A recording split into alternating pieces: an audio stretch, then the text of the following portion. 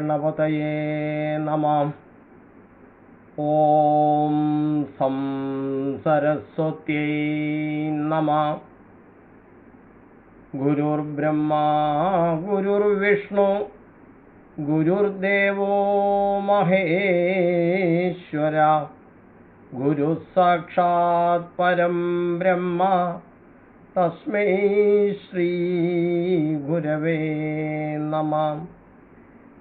യസ്യാന്തം നാദിമദ്യം നഹി കരചരണം നാമ ഗോത്രം ന സൂത്രം നോ ജാതിർനൈഭവർണ്ണാൽ ന ഭവതി പുരുഷോ നാനപുംസം ന ച സ്ത്രീ നാകാരം നോ വികാരം നഹി ജനിമരണം നാസ്തി പുണ്യം ന പാപം തത്വം നോ തത്വമേകം സഹജസമരസം സൽഗുരും തം നമാമി. വേദാന്താർത്ഥവിഭാസകായ ഗുരവേ ശാന്തായ സന്യാസിനെ നാനാവാദിനഗേന്ദ്രസംഘപവയേ യോഗീന്ദ്രവന്ദ്യായ ച മോഹാദ്ധാന്തദിവാകരായ ഭഗവത്പാദാഭിധം ബിഭ്രതേ തസ്മൈ ഭാഷ്യകൃതേ നമോസ്തു സതതം പൂർണ്ണായ ബോധാത്മനേ. ഈശ്വരോ ഗുരുരാത്മേതി മൂർത്തിഭേദവിഭാഗിനേ വ്യോമവത് വ്യാപ്തദേഹായ ദക്ഷിണാമൂർത്തയേ നമഃ. ഓം ഗും ഗുരുഭ്യോ നമഃ. പീതാംബരം കരവിരാജിത ശംഖചക്രകൗമോദഗീ സരസിജം കരുണാസമുദ്രം രാധാസഹായമതിസുന്ദരമന്ദഹാസം വാതാലയേശമനിശം ഹൃദി ഭാവയാമി.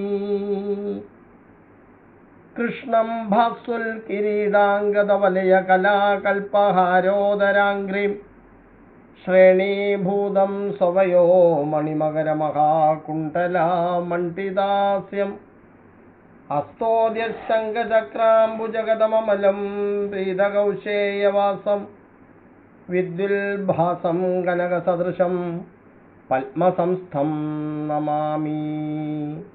ശ്രീഗുരുവായൂരപ്പാ ശരണം. ഓം നമോ ഭഗവതേ വാസുദേവായ.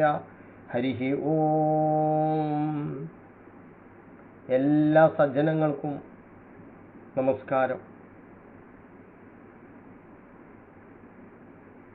വൈദിക കാലം തൊട്ട് നാളിതുവരെയുള്ള സുദീർഘവും അനന്തവുമായ ഹൈന്ദവ ധർമ്മചരിത്രം ലോകചരിത്രത്തിലെ ഏറ്റവും വലിയൊരു വിസ്മയമാണ്. അതിനാൽ തന്നെ ഹൈന്ദവ ധർമ്മം സമസ്ത ധർമ്മങ്ങളുടെയും ദർശനങ്ങളുടെയും മൂലസ്രോതസ്സാകുന്നു എന്നുള്ളതാണ്. ചരിത്രത്തിൻ്റെ നിമ്നോന്നത തലങ്ങളെ തരണം ചെയ്തുകൊണ്ട് തന്നെയാണ് ഹൈന്ദവ ധർമ്മം പിടിച്ചു നിന്നത്. പരമഗുരുവായ വ്യാസഭഗവാൻ പരിവർത്തനോന്മുഖമായ സമൂഹത്തിൻ്റെ ഈ ആവശ്യം കണ്ടെത്തിയിരുന്നു എന്നുള്ളതാണ് പരമമായ സത്യം. ആ സത്യത്തെ മനസ്സിലാക്കിക്കൊണ്ടാണ് ശ്രീമദ് ഭാഗവതം സ്വയം സ്വരൂപത്തിൽ നിന്ന് ഭഗവാൻ വ്യാസമുനി ചമച്ചത്. ശ്രീമദ് ഭാഗവതം അഷ്ടാദശ പുരാണങ്ങളിൽ സർവശ്രേഷ്ഠമെന്ന് കരുതപ്പെടുന്ന ഗ്രന്ഥമാണ്. വ്യുൽപ്പത്തി അനുസരിച്ച് ഭാഗവതത്തിന് ഒരർത്ഥം ഉണ്ട്. എന്താണതെന്ന് വെച്ചാൽ ഭഗവതഃ ഇദം ഭാഗവതം എന്നാണ്. യാതൊന്ന് ഭഗവാന്റേതാണോ അത് ഭാഗവതം എന്ന് പറയപ്പെടുന്നു എന്നാണ്. ഭാഗവതം ഭഗവാന്റെ സ്വരൂപമാണ്. ഭഗവാൻ ശ്രീകൃഷ്ണനും ഭാഗവതവും ഒന്നാണ്. യാതൊരു ശാസ്ത്രം ഭഗവത് സ്വരൂപം കാണിച്ചു തരുന്നുവോ അത് ഭാഗവതമാണ്. ഭഗവതഃ അയം ഭാഗവത, യാതൊരു വ്യക്തി ഭഗവാന്റേതായി തീരുന്നുവോ ആ വ്യക്തിയെയും ഭാഗവതം എന്ന് പറയും. അതായത് ഭാഗവതത്തിൻ്റെ അർത്ഥം ഭഗവത് ഭക്തൻ എന്നാകുന്നു എന്നാണ്. ഭാഗവതത്തിന് വേറിട്ടൊരർത്ഥം കൂടി നമുക്ക് കാണാൻ പറ്റും, അല്ലെങ്കിൽ പറയാം. ഭ എന്നത് പ്രകാശ ചൈതന്യമാകുന്ന ജ്ഞാനസ്വരൂപമാണ്. ഇത് പരമാർത്ഥ സ്വരൂപമാണ്. അങ്ങനെയുള്ള പരമാത്മാവിനെ അറിയുവാനും സമീപിക്കുവാനും ഒരു ഉപാധി വേണം. ഘ എന്ന രണ്ടാമത്തെ അക്ഷരം അറിയുക, പോവുക എന്നീ അർത്ഥങ്ങളാണ് സൂചിപ്പിക്കുന്നത്. ഗം എന്ന ധാതുവിൻ്റെ പ്രയോഗം ഈ രണ്ടർത്ഥത്തിലും ഉണ്ടാവാം. നമുക്ക് എല്ലാവർക്കും ഭഗവത് സന്നിധിയിലെത്തണം.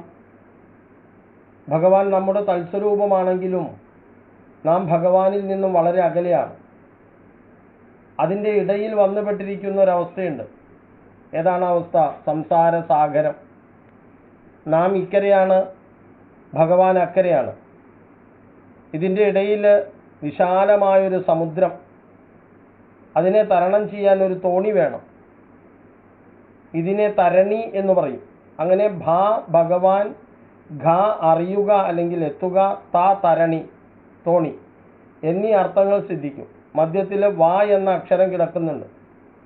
നാം ഇരിക്കുന്ന വഞ്ചിയിൽ എവിടെയെങ്കിലും ഒരു ദ്വാരം ഉണ്ടായിക്കഴിഞ്ഞാൽ ആ വഞ്ചി മറുകര എത്തുന്നതിന് പകരം വഞ്ചി നമ്മെ മുക്കിക്കളയും. അതായത് വഞ്ചി ശ്രേഷ്ഠവും സുദൃഢവുമായിരിക്കണം. അപ്പോൾ വ എന്നതിനർത്ഥം വരം എന്നാണ്, ശ്രേഷ്ഠം എന്നാണ്.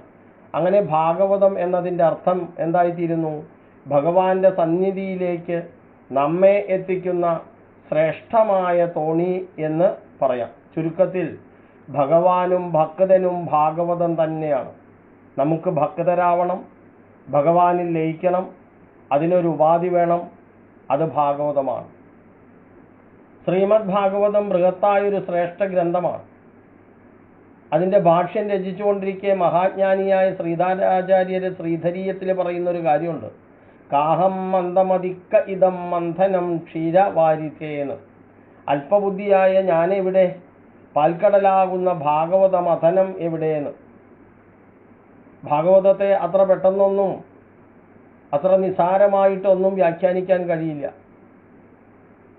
ഇവിടെ ഇപ്പോൾ അടിയന് ഈ ഉള്ളവന് വ്യാഖ്യാനിക്കാൻ തന്നിരിക്കുന്ന വിഷയം സത്യം പരം ധീമഹി എന്നാണ്. 3 ദിവസം ഇരുന്ന് പറഞ്ഞാലും ആ ഭാഗവതത്തിലെ ആദ്യത്തെ ശ്ലോകമാണ് സത്യം പരം ധീമഹി. ഭാഗവത ആരംഭം, ധ്യാന ശ്ലോകം, മംഗളശ്ലോകം എന്നൊക്കെ ഈ ശ്ലോകത്തെ വ്യാഖ്യാനിക്കുന്നുണ്ട്. ജന്മാദ്യസ്യ യതോന്വയാദിതരതശ്ചാർത്തേഷഭിജ്ഞസ്വരാട് തേനേ ബ്രഹ്മഹൃതായ ആദികവയേ മുഹ്യന്തി യസ്സൂരയഃ തേജോ വാരിമൃതാം യഥാ വിനിമയോ യത്ര ത്രിസർഗോ മൃഷാ ധാംനാ സ്വേന സതാ നിരസ്തകുഹകം സത്യം പരം ധീമഹി. ഇങ്ങനെ ഭാഗവതം ആരംഭിക്കുന്നു. സത്യം പരം ധീമഹി, സത്യം പരം ധീമഹി, സത്യം പരം ധീമഹി എന്ന് പറഞ്ഞുകൊണ്ട്. അതുപോലെ തന്നെ ഭാഗവതത്തിൻ്റെ അവസാനത്തിലും ഇതേ സത്യം പരം ധീമഹി ശ്ലോകം കാണാം. 12ാം സ്കന്ധത്തിൽ 13ാം അധ്യായത്തിലെ 19ാമത്തെ ശ്ലോകം. കസ്മൈയേന വിഭാസിതോയമതുലോ ജ്ഞാനപ്രദീപപുരാ തദ്രൂപേണ ച നാരദായ മുനയേ കൃഷ്ണായ തദ്രൂപിണാം യോഗീന്ദ്രായ തദാത്മനാഥ ഭഗവദ്രാധായ കാരുണ്യദത്തശുദ്ധം വിമലം വിശോകമമൃതം സത്യം പരം ധീമഹി. നോക്കൂ, ഭാഗവത പുരാണത്തിൻ്റെ ആരംഭത്തിൽ തന്നെയുള്ള അതിമനോഹരമായ ശ്ലോകം.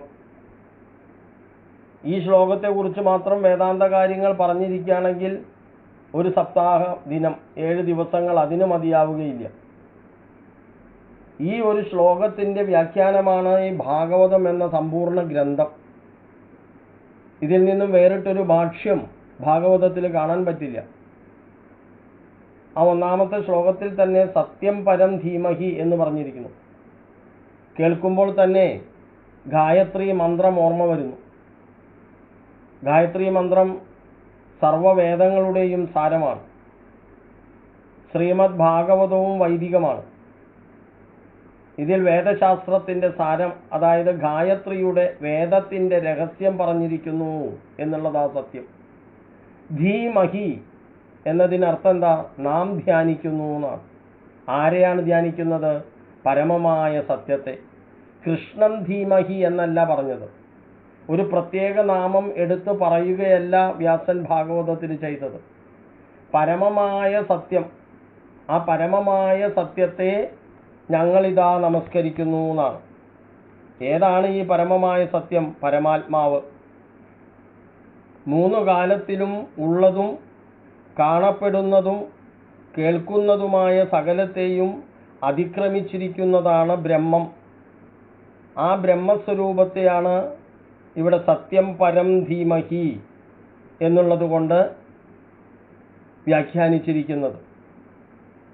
പ്രപഞ്ചത്തിൻ്റെ ഉൽപ്പത്തി, ഈ ലോകത്തിൻ്റെ ഉൽപ്പത്തി, സ്ഥിതി, ലയം എന്നിവ അന്വയ വ്യതിരേക ലക്ഷണങ്ങളാൽ യാതൊന്നിൽ നിന്ന് ഭവിക്കുന്നുവോ, യാതൊരുവൻ കടാക്ഷമാത്രത്താൽ സകലത്തെയും ഉത്ഭവിപ്പിച്ച് രക്ഷിച്ച് പ്രളയകാലത്തിൽ തന്നിൽ തന്നെ അടക്കിക്കൊണ്ടിരിക്കുന്നുവോ, സകല ഭൂതങ്ങളിലും അറിവാകുന്ന സ്വരൂപത്തോടുകൂടെ അന്യാപേക്ഷ കൂടാതെ സ്വയമേവ പ്രകാശിച്ചുകൊണ്ട് യാതൊരുവൻ എപ്പോഴും ഇരിക്കുന്നുവോ, ജാഗ്രത്, സ്വപ്നം, സുഷുപ്തി എന്ന മൂന്ന് അവസ്ഥകളെയും കടന്ന് സദാ അറിവ് രൂപമായി യാതൊരുവൻ വിളങ്ങുന്നുവോ, ബ്രഹ്മാവിൻ്റെ ഹൃദയത്തിൽ സ്വസങ്കല്പശക്തിയാൽ യാതൊരുവൻ വേദത്തെ പ്രകാശിപ്പിച്ചുവോ, യാതൊരുവനെ അറിയാൻ കഴിയാതെ ബ്രഹ്മാദികളായ വിദ്വാൻമാർ കൂടെ മോഹിക്കുന്നുവോ, കാനലിൽ ജലം പോലെയും കാജാദികളിൽ പ്രകാശരൂപമായ അഗ്നി പോലെയും ഭൂവികാരത്തിൽ ജലം പോലെയും സത്യമായ ഏതൊരു രൂപത്തെ ആശ്രയിച്ചിട്ട് ത്രിഗുണസൃഷ്ടി സത്യമെന്ന പോലെ കാണപ്പെടുന്നുവോ, സ്വപ്രകാശ മഹിമയാൽ ചിജ്ജഡരൂപമായ സർവത്തെയും അതിക്രമിച്ച് കാലത്രയത്തിലും നാശമില്ലാതെ വിളങ്ങുന്നവൻ യാതൊരുവനോ, സർവകാരണസ്വരൂപനായ ആ ഈശ്വരനെ ഞങ്ങൾ ധ്യാനിക്കുന്നു. ഇതാണ് സത്യം പരം ധീമഹി എന്നുള്ളതിനർത്ഥം. സർവത്തിനും മൂലകാരണവും അധിഷ്ഠാനവുമായ ബ്രഹ്മത്തിൻ്റെ ലക്ഷണമാണ് ഇവിടെ പ്രതിപാദിച്ചിരിക്കുന്നത്. ശ്രീ വ്യാസമുനിയുടെ ഉത്തരമീമാംസ എന്നു സുപ്രസിദ്ധമായ ബ്രഹ്മസൂത്രം 1-ാം അധ്യായം 1-ാം പാദം 2-ാമത്തെ അധികരണം 2-ാമത്തെ സൂത്രം, അതാണ് ജന്മാദ്യസ്യ യതഃ എന്ന് ബ്രഹ്മസൂത്രത്തിൽ കാണാം. ആ ബ്രഹ്മസൂത്ര വാക്യത്തെ തന്നെയാണ് ഭാഗവതം 1-ാം ശ്ലോകത്തിലെ 1-ാമത്തെ വാക്യമാക്കിയിരിക്കുന്നതിനാൽ ഭാഗവതത്തിലെ പ്രതിപാദ്യ വിഷയം ബ്രഹ്മമാണെന്ന് ആദ്യം തന്നെ കാണിച്ചു തന്നിരിക്കുകയാണ്. അപ്പോൾ പ്രപഞ്ചത്തിൻ്റെ ഉൽപ്പത്തി, നിലനിൽപ്പ്, നാശം പരമാത്മാവിനെ ആശ്രയിച്ചിട്ടാണ് എന്ന് മനസ്സിലാവുന്നു. ആ പരമാത്മാവിൻ്റെ ചേർച്ച കൊണ്ട് പ്രപഞ്ചം നിലനിൽക്കുന്നു. ആ പരമാത്മാവിൻ്റെ സാന്നിധ്യമില്ലെങ്കിൽ, സത്യമായ പരമാത്മാവിൻ്റെ സാന്നിധ്യം ഇല്ലെങ്കിൽ പ്രപഞ്ചം തന്നെ ഇല്ല. എന്നാലോ പ്രപഞ്ചമില്ലെങ്കിലും പരമാത്മാവിന് ഹാനിയില്ല. കാത് ശബ്ദത്തെ പിടിച്ചെടുക്കണു, ത്വക്ക് സ്പർശത്തെ, കണ്ണ് രൂപത്തെ, നാവ് രസത്തെ, മൂക്ക് ഗന്ധത്തെ, ഇവയെ ജീവസ്വരൂപേണ അറിയുന്ന ശക്തിയെയാണ് പരമാത്മാവ് എന്ന് വിളിക്കുന്നത്. ആ പരമാത്മാവിനെയാണ് ഇവിടെ സത്യം പരം ധീമഹി, സത്യമായ പരമമായ ആ ശക്തിയെ ഞങ്ങൾ ധ്യാനിക്കുന്നു എന്ന് പറഞ്ഞതിനർത്ഥം. അതെങ്ങനെയുള്ളതാ? സ്വരാട്, സ്വയം പ്രകാശ സ്വരൂപിയാണ്. പരമാത്മപ്രകാശത്തിൽ പ്രപഞ്ചം പ്രകാശിക്കുന്നു. ആ പരമാത്മാവിൻ്റെ പ്രകാശം കൊണ്ടാണ് പ്രപഞ്ചത്തിലെ വസ്തുക്കളെ മുഴുവൻ നമുക്ക് കാണാൻ കഴിയുന്നത്. ആ പരമാത്മാവിൻ്റെ ചൈതന്യം നമ്മുടെ കണ്ണുകളിൽ ജ്വലിച്ചുകൊണ്ടിരിക്കുന്നത് കൊണ്ടാണ് നമുക്ക് വസ്തുക്കളെ കാണാൻ കഴിയുന്നത്. ആ പരമാത്മാവിൻ്റെ ചൈതന്യമാണ് പ്രപഞ്ചം മുഴുവൻ വ്യാപിച്ചിരിക്കുന്നത്. സൃഷ്ടിയുടെ ആരംഭം ബ്രഹ്മാവിന് തൻ്റെ സങ്കല്പത്തിലൂടെ വേദം ഉപദേശിച്ചത് ആ പരമാത്മാവാണ്. മരുഭൂമിയിൽ സൂര്യരശ്മി അടിക്കുമ്പോൾ മരുമരീചിക പ്രത്യക്ഷപ്പെടും. അത് ജലമായിട്ട് നമ്മൾ തെറ്റിദ്ധരിക്കുന്നു. ഇതുപോലെയാണ് സത്വം, രജസ്, തമസ് 3 ഗുണങ്ങളുടെ സൃഷ്ടിയായ പ്രപഞ്ചം പരമാത്മാവിനാൽ സത്യമായി തോന്നുന്നു എന്നുള്ളത്. യഥാർത്ഥത്തിൽ ഈ പ്രപഞ്ചം സത്യവസ്തുവല്ല. പരമാത്മാവ് ജ്ഞാനസ്വരൂപത്താൽ മായയെയും മായാകാര്യത്തെയും തള്ളിക്കളയുന്നു. അങ്ങനെയുള്ള സത്യസ്വരൂപനായ പരമാത്മാവിനെ ഞങ്ങൾ ധ്യാനിക്കുന്നു എന്നാണ് ഇവിടെ വ്യാഖ്യാനിച്ചിരിക്കുന്നത്. ജന്മാദ്യസ്യ, ഞാൻ ആദ്യം പറഞ്ഞു, ഉത്തരമീമാംസ എന്നു പ്രസിദ്ധമായ ബ്രഹ്മസൂത്രം 1-ാം അധ്യായം 1-ാം പാദം അധികരണം 2. 3-ാം അധികരണം 3-ാം സൂത്രാണ് ശാസ്ത്രയോനിത്വാദ്. ആ ശാസ്ത്രയോനിത്വാദ് എന്നതിനെ തേനേ ബ്രഹ്മകൃതായ ആദികവയേ എന്ന വാക്യം കൊണ്ട് ഭാഗവതത്തിൽ നിബന്ധിച്ചിരിക്കുന്നു. 4-ാം സൂത്രമാണ് തത്വസമന്വയാത്. ആ തത്വസമന്വയാത് എന്ന സൂത്രത്തെ അന്വയാദിതരതസ്ഥ എന്ന വാക്യത്തിൽ ഉൾപ്പെടുത്തി. ശ്രുതിയിൽ പറയുന്നുണ്ട്, യോ ബ്രഹ്മാണം വിദദാതി പൂർവം യോ വൈ വേദാംശ പ്രഹിണോതി തസ്മൈതം വേദാത്മബുദ്ധിപ്രകാശം മുമുക്ഷുർവൈ ശരണമഹം പ്രപദ്യേ. യാതൊരുവനും ആദിയിൽ ബ്രഹ്മാവിനെ സൃഷ്ടിച്ചു, ബ്രഹ്മാവിന് വേദങ്ങളെയും പ്രകാശിപ്പിച്ചു, എൻ്റെ ബുദ്ധിയെയും പ്രകാശിപ്പിക്കുന്ന ആ സർവേശ്വരനെ മോക്ഷേച്ഛയുള്ള ഞങ്ങളിതാ ശരണം പ്രാപിക്കുന്നു. സത്യം പരം ധീമഹി.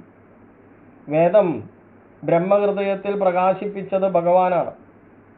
സങ്കല്പശക്തിയാലാണ് ഭഗവാൻ ബ്രഹ്മാവിനെ വേദജ്ഞനാക്കിയത് എന്ന് ഹൃദാ എന്ന പദപ്രയോഗത്തിലൂടെ വ്യക്തമാക്കുന്നു. ഇവിടെ സർവജ്ഞ വിശേഷണത്തെ സ്വരാട് എന്ന പദപ്രയോഗം കൊണ്ട് ഉറപ്പിക്കുന്നു. സ്വതസിദ്ധമായ ജ്ഞാനം തന്നെ ഈശ്വരൻ്റെ സ്വരൂപം എന്നർത്ഥം. സർവജ്ഞ സർവവിത്ത് എന്ന് ശ്രുതിവാക്യം. സത്യവും ജ്ഞാനവും ആനന്ദവും ആ പരമാത്മാവായിട്ടുള്ള ഈശ്വരനാണ്. ജന്മരഹിതനും ഏവം ഹ്യനാദിനിധനോ ഭഗവാൻ ഹരിരീശ്വര കൽപ്പേ കൽപ്പേ സ്വമാത്മാനം വ്യൂഹ്യലോകാനവത്യജഹ എന്ന് ഭാഗവതത്തിൽ 11-ാം അധ്യായത്തിൽ 12-ാം സ്കന്ധം അതിൽ 11-ാം അധ്യായത്തിൽ കാണാം. ജന്മരഹിതനും ആദ്യന്തശൂന്യനും ഭഗവാനും സർവേശ്വരനുമായ നാരായണമൂർത്തി കൽപ്പങ്ങൾ തോറും തൻ്റെ സ്വരൂപത്തെ പല പ്രകാരത്തിൽ വ്യൂഹരൂപേണ പ്രകാശിപ്പിച്ച് ഈ ലോകത്തെ രക്ഷിച്ചുകൊണ്ടേയിരിക്കുന്നു എന്നാണ് അവിടെ പറയുന്നത്. ഇനി ദശമത്തിലും പറയുന്നുണ്ട്, സത്യവ്രതം സത്യപരം ത്രിസത്യം സത്യസ്യ യോനിം നിഹിതം ച സത്യേ സത്യസ്യ സത്യമൃത സത്യനേത്രം സത്യാത്മകത്വം ശരണം പ്രപന്ന. ഭഗവാൻ സത്യസ്വരൂപനാണ് എന്ന് സാരം. ഈ ശ്ലോകത്തിൽ സ്വരാട് എന്ന് വിശേഷിപ്പിച്ചിട്ടുണ്ട് ഭഗവാന്. എന്താ അതിനർത്ഥം? സ്വയമേവ വിളങ്ങുന്ന ചിത്താണ് ഭഗവത് സ്വരൂപം എന്നർത്ഥം. അർത്ഥേഷു അന്വയാത്, ഭഗവാന്റെ വിഭുത്വത്തെ കാണിക്കുകയാണ് ആ പദം കൊണ്ട്. സർവവ്യാപകത്വം എന്ന് വിശേഷിപ്പിക്കുന്നു. ധീമഹി എന്ന ഗായത്രി പദം ഭാഗവതത്തിൽ വേദസാമ്യത്തെ കാണിക്കുന്നു. അപ്പോൾ ഭാഗവതം വേദം തന്നെയാണ് എന്നർത്ഥം. അത് ധീമഹി എന്ന പദം കൊണ്ട്, സത്യം പരം ധീമഹി എന്ന പദം കൊണ്ട് ഉറപ്പിക്കുകയാണ്. സച്ചിദാനന്ദ സ്വരൂപനായ ഭഗവാനെ സംബന്ധിച്ച വിവരണമാണ് ഭാഗവതം. സത്യജ്ഞാനത്തെ ആഗ്രഹിക്കുന്നവരാണ് ഈ ഗ്രന്ഥം പഠിക്കുകയും ശ്രവിക്കുകയും ചെയ്തുകൊണ്ടേയിരിക്കുന്നത്. ആ പരമമായ സത്യവസ്തുവിനെയാണ് നമ്മൾ അറിയേണ്ടത്. വാസ്തവത്തിൽ ചരാചരാത്മകമായ സമഷ്ടി ലോകവും അതിലടങ്ങിയിരിക്കുന്ന വൃഷ്ടി ശരീരങ്ങളും കാണപ്പെടുവാൻ കഴിയത്തക്ക നിലയിൽ പ്രകാശിക്കുന്ന ബ്രഹ്മത്തിൻ്റെ സ്ഥൂലസ്വരൂപം മാത്രമാണ്. സൂക്ഷ്മസ്വരൂപം ഓരോ വ്യക്തിയിലും ജ്ഞാനസ്വരൂപേണ പ്രവർത്തികളിൽ ഏർപ്പെടുത്തുന്നതായിട്ടും അന്തർഭാഗത്തിലും ഇരിക്കുന്നു. അതിനാൽ ബ്രഹ്മസ്വരൂപമായിട്ട് നമ്മൾ ഈ ലോകത്തെ കാണണം. അതാണ് ലോകത്തെ ഭഗവാന്റെ വിരാട് സ്വരൂപമായിട്ട് കാണണം എന്ന് പറഞ്ഞതിൻ്റെ അവസ്ഥ. ലോകത്തിൻ്റെ രചനയ്ക്ക് ഉപയോഗപ്പെടുത്തിയിരിക്കുന്ന മഹദാദി തത്വങ്ങളും നിർമ്മാതാവും വ്യത്യസ്തമല്ല, ഒന്നു തന്നെയാണ്. ഇതാണ് ഈശ്വര സൃഷ്ടിയായ ലോകത്തിനും മനുഷ്യനിർമ്മിതങ്ങളായ കാര്യദ്രവ്യങ്ങൾക്കും തമ്മിലുള്ള വ്യത്യാസം. ഉപദാനദ്രവ്യം യാതൊന്നോ അതുതന്നെയാണ് കാര്യദ്രവ്യം എന്നതിൽ ഒരു വ്യത്യാസവുമില്ല.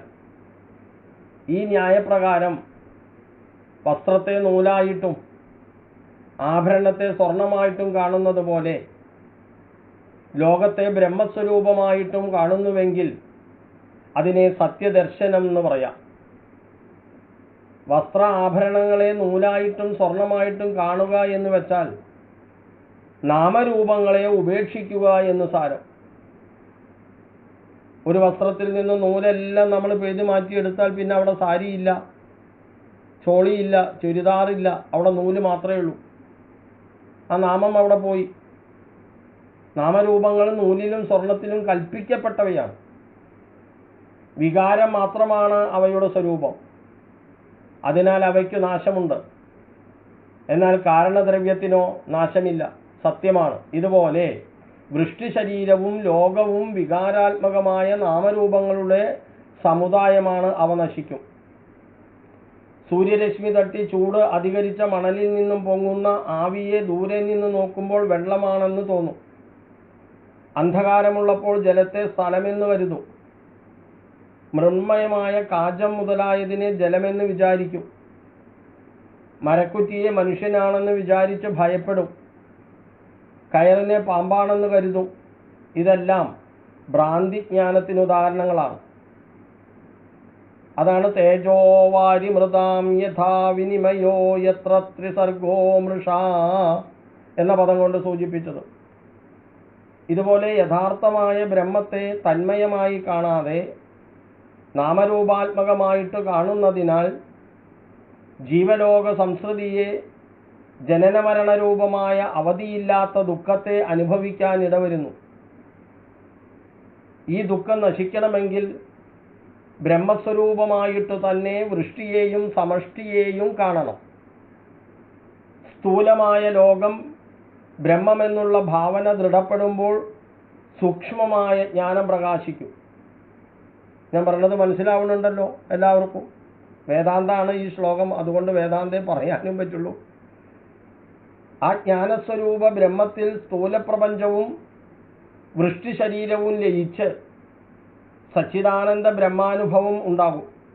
അഭിജ്ഞഃ, സ്വരാട് എന്ന് സാമാന്യ വിശേഷണങ്ങൾ ഇവിടെ വെച്ചു. ഈ അഭിജ്ഞക, സ്വരാട് സാമാന്യ വിശേഷജ്ഞാനമാണ് ബ്രഹ്മ സൂക്ഷ്മ സ്വരൂപം.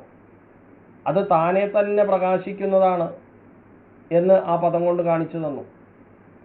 ഈ അനുഭവം ഉണ്ടാവാൻ ആഗ്രഹിക്കുന്നവർ എന്തു ചെയ്യണം എന്ന് സത്യം പരം ധീമഹി എന്ന പദം കൊണ്ടും സൂചിപ്പിച്ചു. ലോകാതീതവും ത്രികാലത്തിലും നാശമില്ലാത്തതുമായ സർവേശ്വര സ്വരൂപത്തെ നിരന്തരം, ആ കൃഷ്ണസ്വരൂപത്തെ നിരന്തരം, ആ ഗുരുവായൂരപ്പനെ നിരന്തരം ധ്യാനിക്കണം എന്ന മംഗളാചരണത്താൽ ഭഗവാൻ ശ്രീ ബാദരായണ മുനി മുമുക്ഷുക്കളെ അനുഗ്രഹിച്ചിരിക്കുന്ന ഒരു ധ്യാന ശ്ലോകവും കൂടിയാണ് ജന്മാദ്യസ്യേതന്വയാദിതരതശ്ച എന്ന് തുടങ്ങുന്ന ആ ഭാഗവതത്തിലെ ആദ്യത്തെ ശ്ലോകം. ആദ്യസ്യ ജന്മ യഥ ഭവതി അസ്യ ജന്മാദി യഥ ഭവതി എന്ന് രണ്ട് വിധത്തിൽ പദച്ഛേദം ചെയ്താലും സിദ്ധിക്കുന്ന വാക്യാർത്ഥത്തിന് വലിയ വ്യത്യാസമില്ല. ആകാശത്തിൻ്റെ ജന്മം എന്ന് പറഞ്ഞതിൽ അനന്തരം ആകാശത്തിൽ നിന്നും ക്രമത്തിലുണ്ടായ വായുവാദി ഭൂതങ്ങളെ ഉള്ളടക്കം ചെയ്തു എന്ന് മാത്രമേ ഭേദം അവിടെ കൽപ്പിക്കണ്ടു. ജഗത്തിന് കാരണം ഭഗവാനാണ്. അപ്പോൾ ജഗത്തിന് കാരണമാണ് ഭഗവാൻ എന്ന് പറഞ്ഞതിൽ നിന്നും ആനന്ദമാണ് ഭഗവത് സ്വരൂപം എന്ന് നമുക്ക് കാണാൻ കഴിയും. ഈശ്വരധ്യാനത്താൽ അഭീഷ്ടലാഭം ഉണ്ടാകുന്നത് എങ്ങനെ എന്നുള്ള ആകാംക്ഷകർക്ക് ധാംനാ സ്വേന സദാ നിരസ്തകുഹകം എന്ന് പറഞ്ഞുകൊണ്ട് ഇവിടെ സമാധാനം കൊടുത്തിരിക്കുക. എന്താ? സ്വേനാധാംന, സ്വകീയ തേജസ്സിനാൽ ജ്ഞാനാനന്ദ സ്വരൂപത്താൽ സദാ എപ്പോഴും നിരസ്തകുഹകം, നിരസിക്കപ്പെട്ട കാപട്യത്തോടു കൂടിയവൻ എന്നർത്ഥം. അങ്ങനെ ഭക്തിപൂർവം ധ്യാനിക്കുന്നവരുടെ ഹൃദയത്തിൽ ഈശ്വരസ്വരൂപമായ സച്ചിദാനന്ദ ഭാവം അനുഭവപ്പെടും. അപ്പോൾ സത്യമെന്ന പോലെ തോന്നിയിരുന്ന ദേഹാത്മഭാവമാകുന്ന കപടം, അസത്യത്തെ സത്യമെന്നു ധരിക്കുന്ന അജ്ഞത നശിക്കും, ബുദ്ധിയിൽ നിന്നും നീങ്ങും. അവിദ്യാനിവൃത്തി നിമിത്തം ഇരുട്ട് നീങ്ങിയാൽ പദാർത്ഥങ്ങളെ ശരിക്കറിയുന്നതുപോലെ സച്ചിദാനന്ദ ഭാവത്തെ ഗ്രഹിപ്പാൻ, ശരിയായ അർത്ഥം ധരിപ്പാൻ ബുദ്ധിക്ക് ശക്തി കിട്ടും. അതുതന്നെയാണല്ലോ നമുക്കൊക്കെ അഭീഷ്ടമായിട്ടുള്ളത്. സത്യം പ്രകാശിക്കുന്നതോടുകൂടെ അസത്യമില്ലാതാകുമെന്നത് അനുഭവമാണ്. അസത്യം എല്ലായ്പ്പോഴും ഇല്ലാത്തതു തന്നെയെങ്കിലും സത്യം സ്ഫുരിക്കുന്നതുവരെ അസത്യം സത്യമെന്ന പോലെ പ്രകാശിച്ചിരിക്കുന്നു. അത് ആ നിരന്തരമായ ഭഗവത് ധ്യാനത്തിലൂടെ അങ്ങോട്ട് നീങ്ങിക്കിട്ടും. ധീമഹി എന്ന ഗായത്രിയിൽ ഉള്ള പദത്തെ തന്നെ ഉപയോഗിച്ചത് ഭാഗവതത്തിന് വേദസാമ്യം ഉണ്ടെന്ന് കാണിപ്പാനാണ് എന്ന് ആദ്യം പറഞ്ഞു. ഭാഗവതത്തിൽ പ്രതിപാദിക്കുന്നത് സച്ചിദാനന്ദ വിഗ്രഹനായ ആ ശ്രീകൃഷ്ണ പരമാത്മാവിനെയാണ് എന്ന് ഇവിടെ ആ വിഷയത്തിലൂടെ കാണിച്ചു തന്നു. സത്യജ്ഞാനത്തെ ആഗ്രഹിക്കുന്നവരാണ് ഈ ഗ്രന്ഥപഠനത്തിന് ശ്രവണാധികാരികൾ എന്നും മോക്ഷമാണ് പ്രയോജനമെന്നും പ്രതിപാദിക്കുന്ന വസ്തുവിനും ഗ്രന്ഥത്തിനും തമ്മിൽ സംബന്ധമുണ്ടെന്നും ഇവിടെ അർത്ഥം കിട്ടുന്നുണ്ട്. അധികാരി, വിഷയം, പ്രയോജനം, സംബന്ധം എന്ന അനുബന്ധ ചതുഷ്ടയവും ഈ ഒന്നാമത്തെ പദ്യത്തിൽ അന്തർഭവിച്ചിട്ടുണ്ട്. യത്രാധികൃതഗായത്രീം വർണ്യതേ ധർമ്മവിസ്തരഃ വൃത്രാസുരവധോപേതം തത് ഭാഗവതമിഷ്യതേ. ഗായത്രിയെ ആസ്പദമാക്കിയിട്ട് ഏതൊന്നിൽ ധർമ്മത്തെ വിസ്തരിക്കുകയും വൃത്രാസുര വധങ്കഥയെ ഉൾപ്പെടുത്തുകയും ചെയ്തിരിക്കുന്നുവോ ആ ഗ്രന്ഥമാണ് ഭാഗവതം എന്ന് ഇതര പുരാണങ്ങളിൽ പറഞ്ഞിരിക്കുന്ന ലക്ഷണം, ആ ലക്ഷണം തികഞ്ഞ ഭാഗവതമാണിതെന്ന് കാട്ടുകയും ചെയ്തിരിക്കുന്നു. ഇത്രത്തോളം ശ്രേഷ്ഠമാണ് ഈ ഭാഗവതം. ആ ഭാഗവതത്തെയാണ് നമ്മൾ ഓരോരുത്തരും ഇനി കേൾക്കുവാനും പോകുന്നത്. ആ ഭാഗവതത്തെയാണ് നമ്മൾ പഠിക്കാൻ പോകുന്നത്. ആ ഭാഗവതത്തെയാണ് നമ്മളെല്ലാവരും അറിയേണ്ടത്. അപ്പോൾ പ്രണാമം ഇവിടെ നടത്തി. സത്യം പരം ധീമഹി എന്ന് പ്രണമിച്ചു. ജന്മാദ്യസ്യത, ആ ബ്രഹ്മസൂത്രത്തിലെ രണ്ടാമത്തെ സൂത്രമാണെന്ന് പറഞ്ഞു. ആദ്യം ബ്രഹ്മജ്ഞാനം നേടുക എന്ന് പറയാണ്. അപ്പോൾ എന്താണ് ബ്രഹ്മം?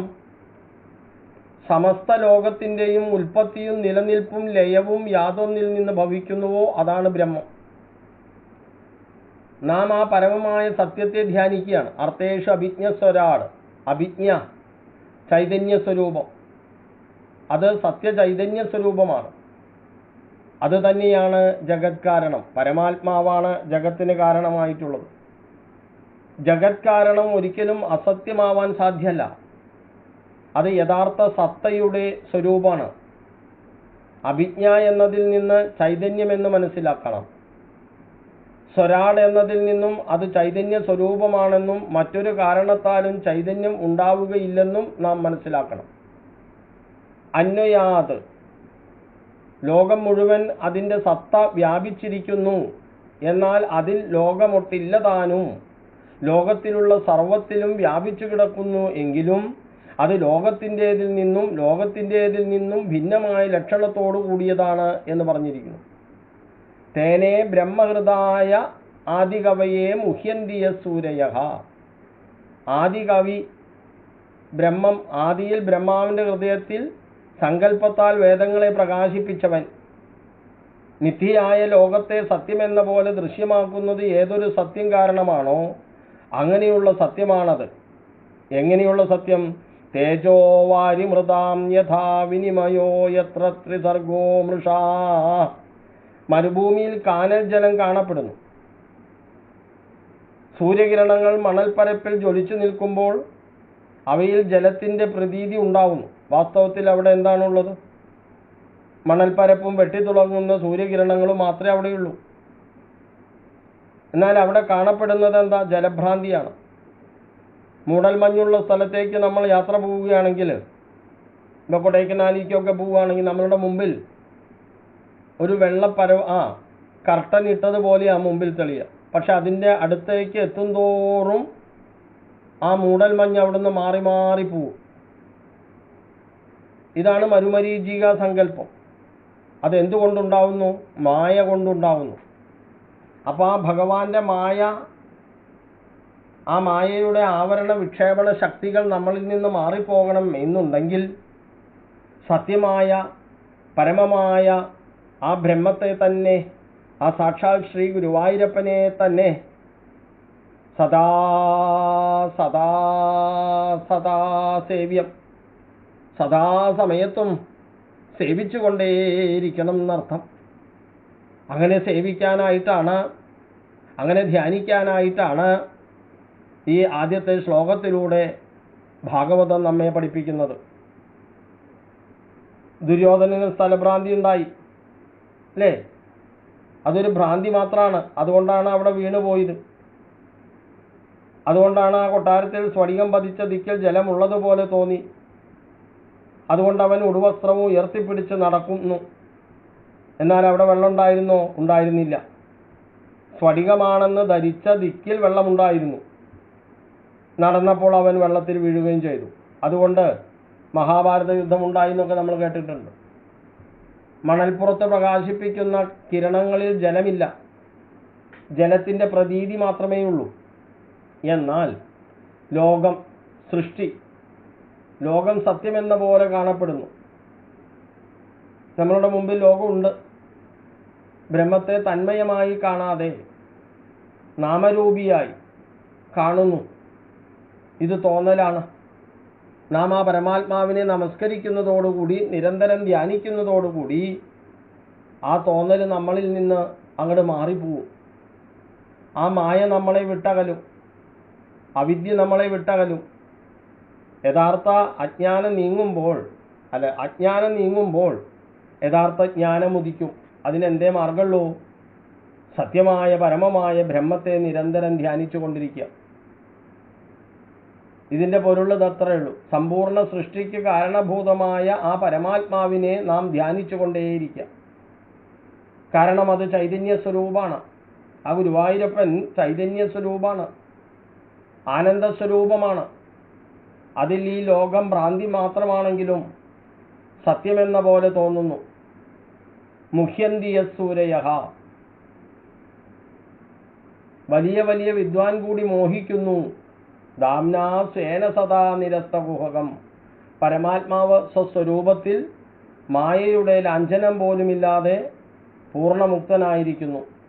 അങ്ങനെയുള്ള പരമാത്മാവിനെ നാം നമസ്കരിക്കുന്നു എന്നാണ് ഈ ആദ്യത്തെ ശ്ലോകത്തിലൂടെ ഇവിടെ പറയപ്പെട്ടിട്ടുള്ള വസ്തുത. ആ സത്യത്തെയാണ് നമ്മൾ എപ്പോഴും മനസ്സിലാക്കി വെക്കേണ്ടതായിട്ടുള്ളത്. കണ്ണാടിയിൽ ജലഭ്രമവും ജലത്തിൽ സ്ഥലഭ്രാന്തിയും സ്ഥലത്തിൽ ജലഭ്രമവും ഉണ്ടാവുന്നത് പോലെ ശുദ്ധ ഭഗവത് സ്വരൂപത്തിൽ ത്രിഗുണസമ്പന്നമായ സൃഷ്ടി അസത്യമായിരുന്നിട്ടും സത്യമായി തോന്നിക്കുന്നു.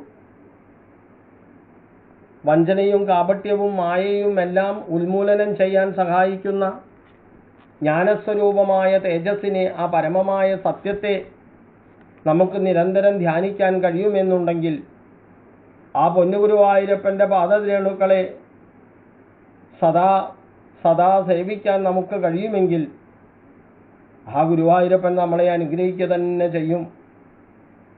ഈ പദ്യത്തിൻ്റെ മൂന്നാമത്തെ വരിയിൽ മൃഷ എന്നൊരു പദമുണ്ട്. ചിലരതിന് ജഗത്ത്, മായ അഥവാ മിഥ്യ എന്നർത്ഥം പറയുന്നു.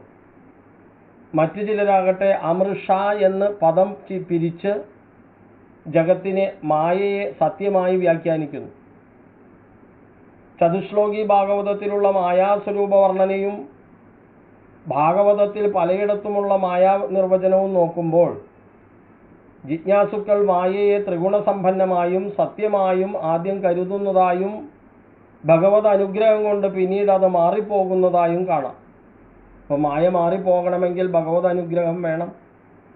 ആ ഭഗവത് അനുഗ്രഹത്തിനായിട്ടാണ് സത്യമായ പരമമായ ആ ബ്രഹ്മത്തെ സത്യം പരം ധീമഹി, ആ ബ്രഹ്മസത്യത്തെ ഇവിടെ ധ്യാനിക്കുന്നത്. അപ്പോൾ ജന്മാദ്യസ്യത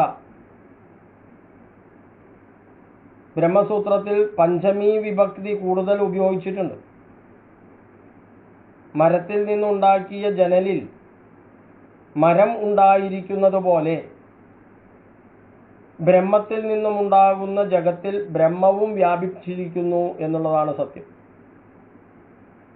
ഇതിനെ അന്വയഭാവം എന്ന് പറയും. ജഗത്തിനുള്ള വികാരങ്ങൾ ബ്രഹ്മത്തിനില്ല എന്ന് മനസ്സിലാക്കുന്ന രീതിക്ക് വ്യതിരേകഭാവം എന്നും പറയും. ഈ മുൻപദ്യത്തിൻ്റെ 4ാമത്തെ വരിയിൽ ഈ ഭാവവും പ്രകടമാണ്. ബ്രഹ്മം പരമസത്യമാണ്. പരമസത്യമായി വേറെ ഒന്നുമില്ല.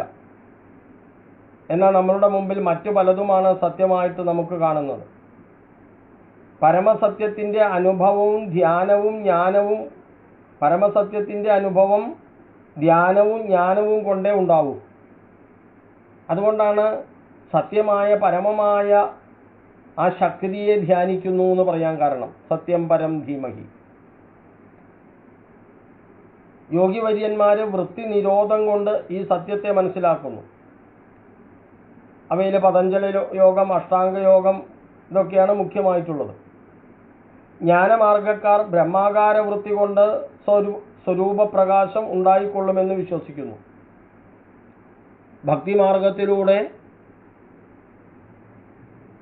ആ ജ്ഞാനസ്വരൂപത്തെ, ആ പരമമായ സത്യത്തെ നമുക്ക് മനസ്സിലാക്കാൻ പറ്റും. മനോവൃത്തിയെ, പൂർണ്ണമായ വൈരാഗ്യം, അത് പൂർണ്ണമായ വൈരാഗ്യവും പൂർണ്ണമായ സംസാര ആസക്തിയും ഇല്ലാത്തവർക്ക് ഭക്തിമാർഗമാണ് ഉത്തമം. അത്തരം ജിജ്ഞാസുക്കളുടെ അന്ധഃകരണം ഭഗവൻ നാമശ്രവണ മാത്രയിൽ ആർദ്രമാകുന്നു. ആ വിധത്തിലുള്ള അന്ധഃകരണമുള്ളവന് ഭഗവാന്റെ ഗുണഗാനങ്ങൾ കേൾക്കാനിടയാകുമ്പോൾ ഭഗവത് സാരൂപ്യം കരഗതമാകുന്നു എന്നുള്ളതാണ് സത്യം. സർവദാ സരിത്ത് സമുദ്രത്തിലേക്ക് ഒഴുകിച്ചേരുന്നത് പോലെ ഈ ചിത്തവൃത്തിയുള്ള ഭക്തന്റെ അന്ധഃകരണവും സർവവ്യാപിയായ ഈശ്വരനിലേക്ക് ഉന്മുഖമാകുന്നു. അത് ആവരണഭംഗത്തിന് ഇടയാക്കുകയും ചെയ്യുന്നു. മനോവൃത്തിയെ ക്ഷണിക വസ്തുക്കളിൽ നിന്ന് പിൻവലിച്ച് ആത്മസ്വരൂപത്തിലേക്ക്, എന്ന് വെച്ചാൽ ഭഗവത് സമക്ഷത്തിലേക്ക് നയിക്കുന്നത് ഒരു കലയാണ്, ശ്രേഷ്ഠമായ വിദ്യയാണ്. എല്ലാവർക്കും അതിന് കഴിയില്ല.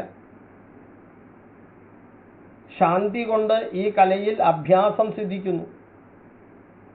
നമ്മുടെ ഉള്ളിൽ ശാന്തി ഉണ്ടാകുമ്പോൾ സ്വഭാവം പ്രകടമാകാൻ ഇടയാകുന്നു. അധികം സംസാരിക്കുന്നതും മിഥ്യാവ്യവഹാരവും ഇതിന് വിഘ്നമുണ്ടാക്കുന്നു. അതുകൊണ്ട് രാവിലെ എഴുന്നേറ്റ ഉടനെ സാംസാരിക വ്യവഹാരങ്ങൾ തുടങ്ങുന്നതിന് മുമ്പ് ആത്മാനുസന്ധാനം ചെയ്യുന്നത് ഉത്തമമാണ് എന്നുകൂടി സത്യം പരം ധീമഹി എന്ന പദം കൊണ്ട് അർത്ഥമാക്കുകയാണ്. സത്യമായ പരമമായ ശക്തിയെ ഞങ്ങളിതാ ധ്യാനിക്കുന്നു. ധ്യാനിക്കൂ, ധ്യാനിക്കൂ, ധ്യാനിക്കൂ. പറഞ്ഞുതരിക. ധ്യാനത്തിന് ശബ്ദമൊന്നും കടക്കാത്ത ഒരു മുറിയും ആവശ്യമാണ്. അങ്ങനെ മനസ്സിനെ നമുക്ക് സ്വാധീനമാക്കാൻ കഴിയും. വിചാരഗതി നമ്മളിലേക്ക് വന്നുകൊണ്ടിരിക്കും.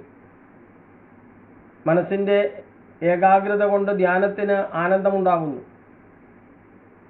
ഒരു സ്ഥലത്ത് സ്ഥിരമായിരിക്കുന്ന ആത്മാവിനെ ആനന്ദമുള്ളൂ. അതുകൊണ്ടാണ് ഒരേ ഒരു വസ്തുവിൽ ആ മനോവൃത്തികളെ വ്യാപരിപ്പിക്കുവാൻ തക്കവണ്ണം ഭഗവാന്റെ ഗുണകഥകളെ ഇത്രയും ഭംഗിയോടുകൂടിയിട്ട് ഭാഗവതത്തിലെ വ്യാസമഹാമുനി രചിച്ചു വെച്ചത്. മറ്റൊന്നും കൊണ്ടല്ല. അതുതന്നെ നമുക്കൊക്കെ കിട്ടിയ ഒരു മഹാഭാഗ്യം. അത് ഈ സത്യം പരം ധീമഹി എന്ന ഒരു പദത്തിലൂടെ തന്നെ അത് മനസ്സിലാക്കിയെടുക്കാൻ നമുക്ക് കഴിയണം. അത്രയും വിശേഷപ്പെട്ട വ്യാഖ്യാനാണ്. പക്ഷെ നമുക്കത് കൂടുതലൊന്നും പറയാൻ പറ്റില്ലല്ലോ, ഇതിനൊക്കെ ഒരു ഇതില്ലേ. അപ്പോൾ ആരംഭത്തിൽ തന്നെ അന്വയ വ്യതിരേകാഭ്യാസങ്ങളെ കൊണ്ട് ആ വിഷ്ണുവിൻ്റെ, ആ നാരായണമൂർത്തിയുടെ, ഗുരുവായൂരപ്പൻ്റെ മഹിമയെ ഇവിടെ വർണ്ണിച്ചു കഴിഞ്ഞു. മനസ്സിൻ്റെ ഏകാഗ്രത തപോനിഷ്ഠയാലാണ് ഉണ്ടാകുന്നത്. മനസ്സ് വിശാലമാണ്. ബാഹ്യമായും ആഭ്യന്തരമായും ബ്രഹ്മസ്വരൂപത്തിൻ്റെ അനുഭവം ഉണ്ടാകുന്നതിനെയാണ് ജ്ഞാനമെന്ന് പറയുന്നത്. പരമസത്യത്തിൻ്റെ ബോധവും ഈ ജ്ഞാനം തന്നെയാണ്. ഭാഗവതത്തിലെ പ്രഥമ പദ്യത്തിൽ ഈ ധ്യാനമാണ് ചെയ്തിരിക്കുന്നത്. അതുകൊണ്ടാണ് അതിനെ സമ്യക് ദർശനം എന്ന് പറയുന്നത്. ഈ അനുഭൂതിയുടെ ഫലം ബാഹ്യ വ്യവഹാരങ്ങളിലും പ്രകടമാകുന്നു. സമസ്ത ജീവികളോടും സമഭാവന ഉദയം ചെയ്യുന്നു. സർവാത്മഭാവവും ആനന്ദവുമാണ് ജ്ഞാനത്തിൻ്റെയും ഭക്തിയുടെയും ലക്ഷ്യം. ആനന്ദം ആത്മാവിൻ്റെ സ്വരൂപമാണ്. ആത്മാവ് സമരസവും സമാന രൂപവും ആയതിനാൽ ആനന്ദവും അതിന് അനുരൂപമാണ്. ഈ ആനന്ദത്തെ അനുഭവിക്കാനാണ് സത്യമായ പരമമായ ആ ബ്രഹ്മത്തെ ധ്യാനിക്കൂ ധ്യാനിക്കൂ, ഞങ്ങളിതാ ധ്യാനിക്കുന്നു, സത്യം പരം ധീമഹി എന്നുള്ള പദം കൊണ്ട് നമ്മളെ ഓർമ്മപ്പെടുത്തുന്നത്.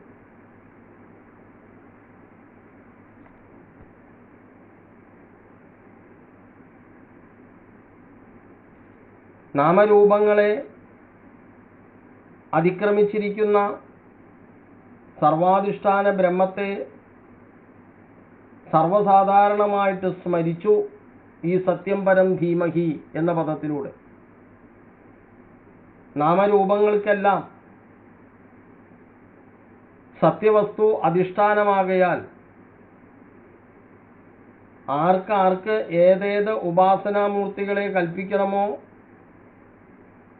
അവരെല്ലാം ഇഷ്ടദേവതയായിട്ട് പരമമായ സത്യത്തെ കൽപ്പിക്കുന്നതിൽ യാതൊരു വിരോധവുമില്ലെന്നുള്ള അഭിപ്രായം ശ്രീമദ് ഭാഗവത കർത്താവിനുള്ളതുകൊണ്ട് പരമമായ സത്യത്തെ ധ്യാനിക്കൂ എന്ന് നമ്മളോട് ഇവിടെ പറഞ്ഞു തന്നു.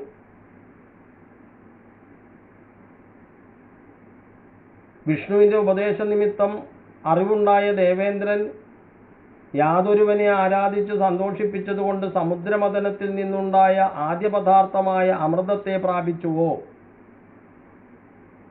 വിദ്വാൻമാർ കവിത്വം സിദ്ധിപ്പാൻ യാതൊരു ദേവനെ ചിത്തലയം സിദ്ധിക്കുന്ന വിധത്തിൽ ധ്യാനിക്കുന്നുവോ?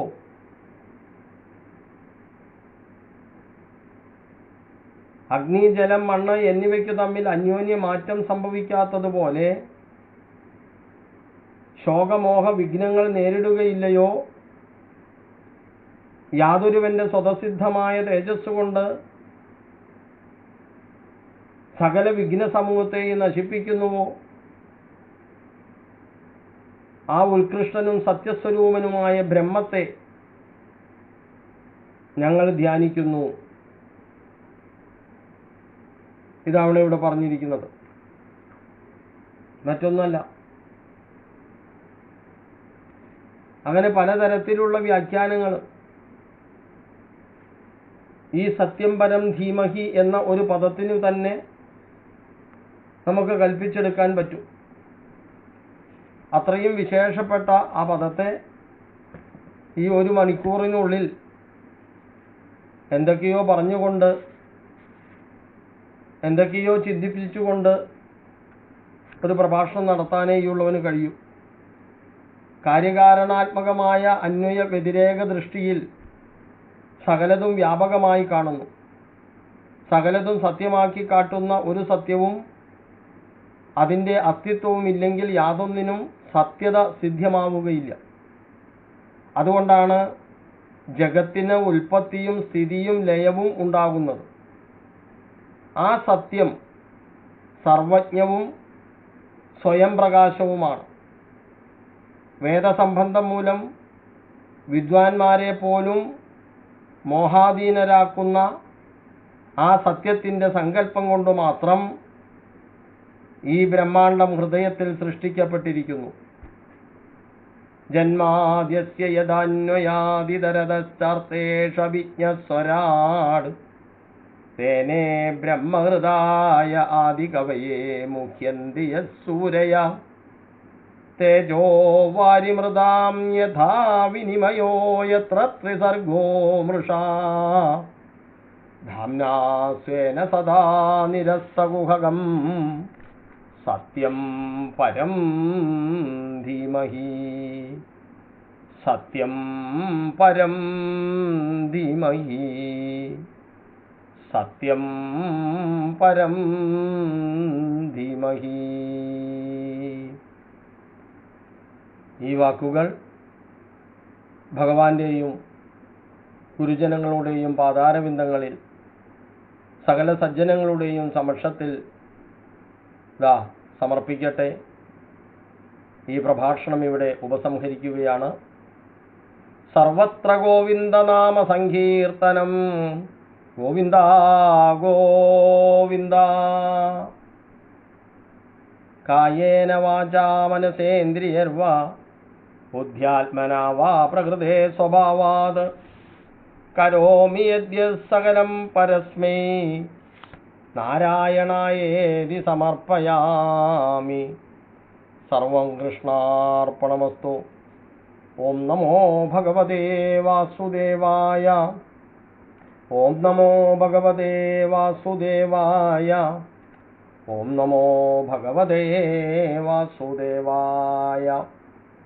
ലോകാ സമസ്താ സുഖിനോ ഭവന്തു. ലോകാ സമസ്താ സുഖിനോ ഭവന്തു. ലോകാ സമസ്താ സുഖിനോ ഭവന്തു. ഓം ശാന്തി ശാന്തി ശാന്തി. ഹരി ഓം തത്സത്.